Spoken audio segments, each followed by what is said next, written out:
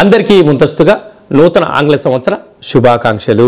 ఈ 2020వ సంవత్సరంలో ప్రారంభ కాలంలో ద్వాదశ రాశుల్లో గ్రహ గమనాల్ని ఒకసారి వీక్షింపచేద్దాం. ధనుసు రాశి వారికి 2025 నుండి మరియు ఉగాది పండుగ నుంచి ఆదాయ వ్యయాలు, రాజ్యపూజ్య అవమానాలు, ఆరోగ్యము, పెట్టుబడులు, ఉద్యోగము, ప్రమోషను, విదేశీయాన పరిస్థితులు ఎలా ఉన్నాయో ఈ వీడియోలో సవివరంగా సంపూర్ణంగా క్లుప్తంగా తెలుసుకుందాం. ధనుసు రాశిలో ఏ నక్షత్రాలు వస్తాయిగా? మూలా నక్షత్రంలోని 4 పాదాలు, పూర్వాషాఢ నక్షత్రంలో 4 పాదాలు, ఉత్తరాషాఢ నక్షత్రంలో 1 పాదం కలిపితే ధనుసు రాశి. చాలామందికి పుట్టినటువంటి కాల సమయంలో డేటా బర్త్లు లేనటువంటి కారణం వలన పేరు యొక్క మొదటి అక్షరాన్ని అనుసరిస్తూ రాశిని తెలుసుకునే ప్రయత్నం చేద్దాం. ఏ, యో, బా, బి, బు, ధ, బా, డ, బే అక్షరాల వారందరూ కూడా ధనుసు రాశి జాతకులే. ధనుసు రాశి యొక్క అధిపతి దేవగురు బృహస్పతి. అలాగా ఆదాయం 5, వ్యయం 5. చూడండి, విధి ఎంత విచిత్రమైందో. ఎంతైతే మీకు అవసరం ఉందో అంతే మీరు సంపాదించబోతున్నారు. ఎంతైతే ఖర్చులు ఉన్నాయో అంతే మీ యొక్క ఆలోచన ఉంటుంది. స్థిరాస్తులు, చరాస్తులు కలిగి ఇంకొక మైలురాయి దాటగలగాలంటే అధిక సమయాన్ని వెచ్చించాలి, సృజనాత్మకతగా ఉండగలగాలి, సత్ప్రవర్తన ఉండగలిగితే మీకు ఈ సంవత్సరం అప్పులు లేనటువంటి ఆరోగ్యకరమైన జీవితాన్ని పొందడానికి అవకాశాలు ఉన్నాయి. అలాగనే రాజ్యపూజ్యం 1, అవమానం 5. ఇదొక్కటి చాలు మిమ్మల్ని తొక్కేయడానికి.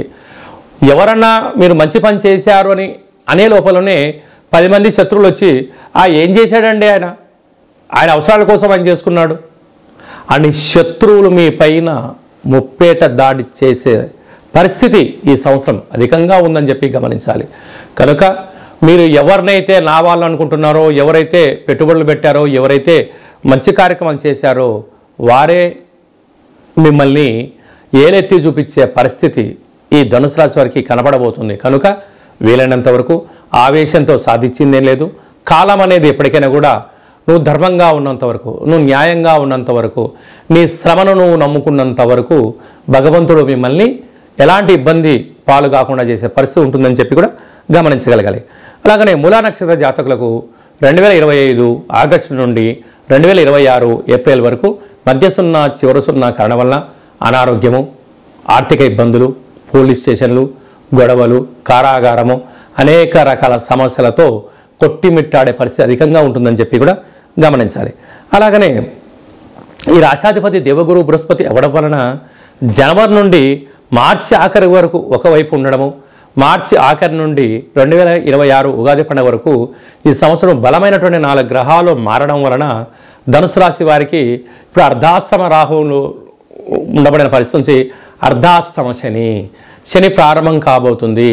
ఇలాంటి కాల సమయంలో వీలైనంత వరకు ఆవేశపడి నిర్ణయం తీసుకోకుండా కాలానికి అనుకూలంగా, చలికాలం వచ్చింది గోరువెచ్చని ఆహారాలు భోజనం చేయడాలు, వేసవికాలం వచ్చింది చల్లటి పదార్థాలు, వీలైనంత వరకు ప్రకృతిని, పర్యావరణాన్ని, సూర్యభగవాన్ని అనుసరిస్తూ ప్రయాణం చేయడం వలన నరాల బలహీనత, అనేక రకాలుగా ఇబ్బందికి గురి కాకుండా, మనోవేదనకు గురి కాకుండా, ఏమి జరిగినా మన మంచికే, భగవంతుడా నాకు ఇది ఇచ్చావు నీకో కృతజ్ఞత, స్వామి ఈ జనాలతో నాకు ఇది నేర్పించావు నీకో కృతజ్ఞత అనేటువంటిది కృతజ్ఞతాభావంగా ఉన్నప్పుడు, ప్రతి విషయాన్ని విషయ పరిజ్ఞానం తెలుసుకుంటూ ముందుకెళ్ళినప్పుడు ఒక నల్లటి చీమ పైన, ఒక చిన్న చీమ పైన పెద్ద బండరాయి పడ్డా కూడా ఆ చీమ నలిగిపోదట. కారణం ఏమిటి?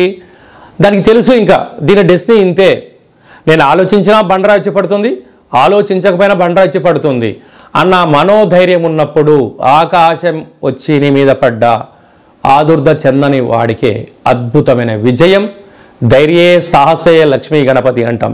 అలాంటి పరిస్థితుల్లో ధనుసు రాశి వారికి ఈ సంవత్సరం ఏదున్నా ఏమి లేకపోయినా ఓపిక, పట్టుదల, సహనం, నేర్పు, ప్రతి దాన్ని అర్థం చేసుకునే పరిస్థితి ఉండగలిగితేనే ఈ సంవత్సరం మనము నెట్టుకపోవడానికి అవకాశం ఉంటుంది. లేదా ప్రతి చిన్న విషయాన్ని భూతద్దంలో పెట్టడం చూడడం ప్రారంభించావా, నీ మనసే నీకు శత్రువు, నీ నాలికే నీకు శత్రువు, నీ ఆలోచనే నీ శత్రువు. ఎందుకనగా ధనుసు రాశి వారికి శత్రువులు ఎక్కడ ఉండరు, తన బాడీలోనే ఉంటారు. ఎందుకనగా నీ నాలుక, నీ చూపు, నీ ప్రవర్తన, నీ ఆరోగ్యము. కనుక వీటిని ఇంద్రియాలను జయించగలిగితే కుటుంబాన్ని, రాష్ట్రాన్ని, దేశాన్ని జయించగలవు. నీ యొక్క దేహాన్ని జయించలేకపోతే అంటే నాలుక రుచి కోరింది కదా అని అడ్డగోలుగానే తింటే అనేక రకాల వ్యాధులు వస్తాయి. ప్రతిదీ కనిపించిందల్లా చూస్తూ ఉంటే నేత్రాలు అనేక రకాల అంటే సెల్ ఫోన్లు అధికంగా చూడడం వల్ల చేయడం వలన నోటికి వచ్చిందల్లా నేను మాట్లాడతాను అంటే నేచర్ ఒప్పుకో. కనుక ఏం జరిగినా మన మంచి కోసమే అని చెప్పి ఓర్పు సహనమే మీ పెట్టుబడులుగా భావించండి.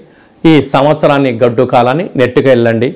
ఇలాంటి కాల సమయంలో మీ జన్మ నక్షత్రం రోజున అష్టమి, పూర్ణిమ, అమావాస్య తిథుల యందున ఆవేశపడి నిర్ణయాలు తీసుకోవడం, రాతకోతలు, క్రయ విక్రయాలు, జలగండాలు పొంచి ఉన్నాయి. తస్మాత్ జాగ్రత్త.